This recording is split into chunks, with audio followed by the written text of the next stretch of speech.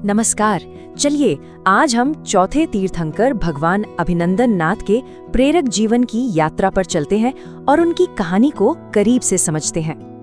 जरा सोचिए, क्या होता होगा जब किसी के आगमन पर स्वर्ग भी अभिनंदन करे।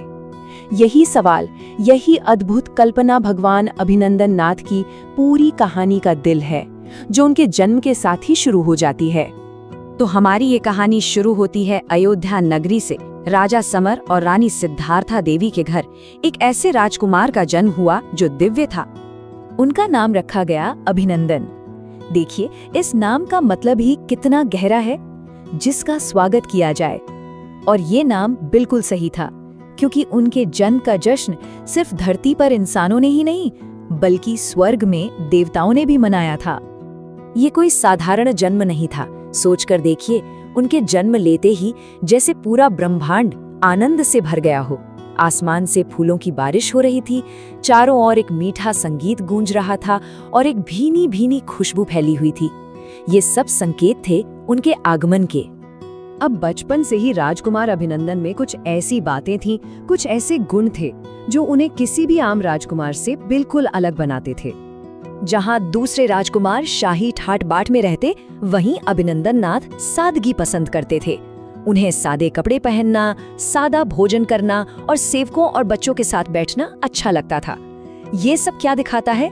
ये दिखाता है कि वैराग्य यानी दुनिया की चीजों से एक तरह का डिटैचमेंट उनके स्वभाव में ही था। उनकी करुणा का एक बहुत ही सुंदर किस्सा है। एक बार उन्हें एक घायल हिरण मिला।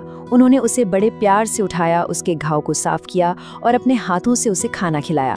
ये घटना बताती है कि हर जीव के लिए उनके मन में कितनी दया थी।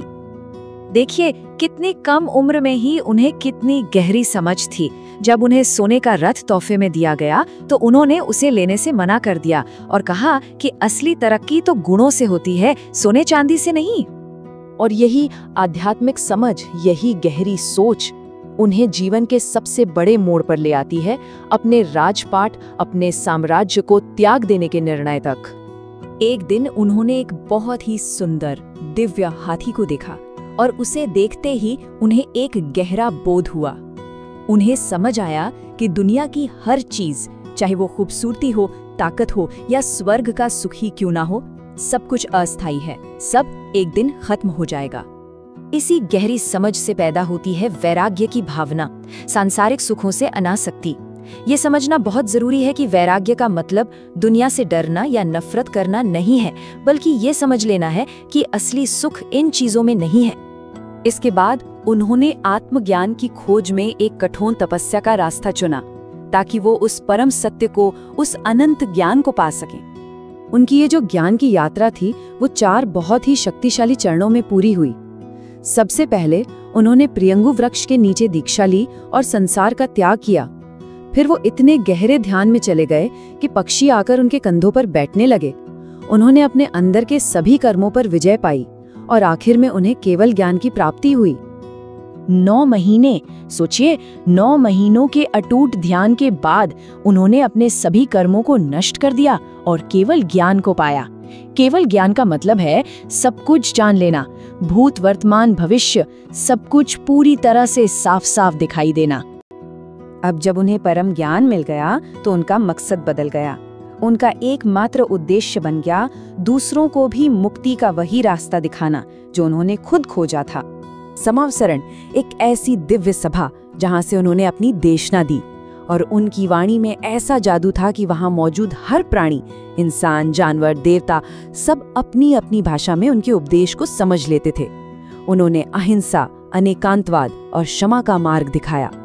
हर तीर्थंकर के कुछ खास प्रतीक होते हैं जो हमें उनके जीवन की याद दिलाते हैं।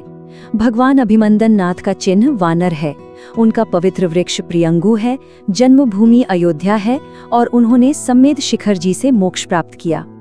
तो उनका जीवन हमें एक बहुत ही गहरा सवाल सोचने पर मजबूर कर देता है कि क्या सच्चा और हमेशा रहने वाला आनंद सांसारिक चीजों से परे जाकर ही मिल सकता है? इसी गहरे विचार के साथ हम आज की इस चर्चा को यहीं समाप्त करते हैं। जय जिनेंद्र।